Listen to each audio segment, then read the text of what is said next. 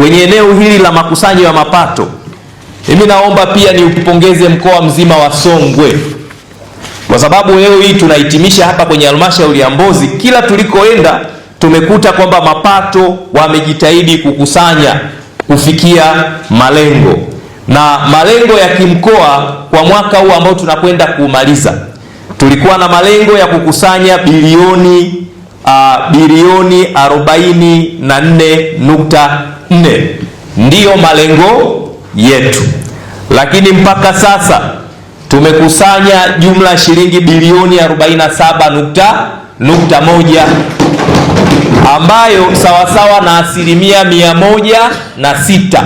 Kwa hiyo mkoa wetu wa Songwe tayari tumeshavuka malengo ya ukusanyaji wa mapato. Tafsiri yake manake halmashauri zetu zinafanya kazi, waheshimiwa madiwani mnafanya kazi, wakurugenzi wanafanya kazi, waheshimiwa wakuu wa wilaya wanafanya kazi, Chama cha Mapinduzi kiko kazini, lakini wananchi wa mkoa wa Songwe wanafanya kazi ya uzalishaji ambayo inachangia katika upatikanaji wa mapato ya serikali. Naomba tujipigie makofi kwa mafanikio haya. Hii ni halmashauri ya 5 tangu tumeanza kazi hii, na halmashauri zote zimefanikiwa kupata hati safi. Kwa hiyo nitumie fursa hii kuweza kuwapongeza sana halmashauri ya Mbozi, lakini hali kadhalika halmashauri zingine zote kwa kazi kubwa na nzuri ambayo walioifanya. Lakini pongezi pia kwa katibu tawala na timu yako kwa usimamizi mzuri mnaofanya kuzisimamia halmashauri zetu.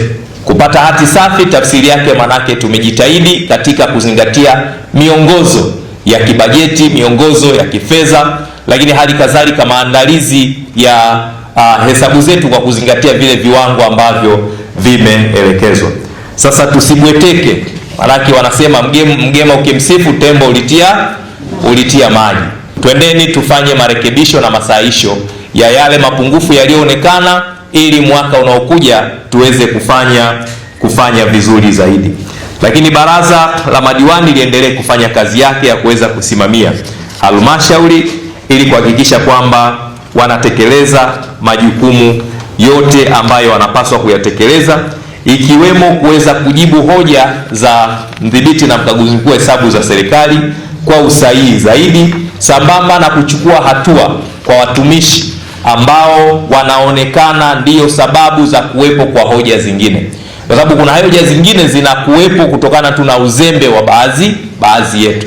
Kwa hiyo baraza la madiwani lisisite kuchukua hatua kwa watumishi wazembe ambao wamekuwa wakitusababishia kuwepo kwa hoja ambazo sio za msingi.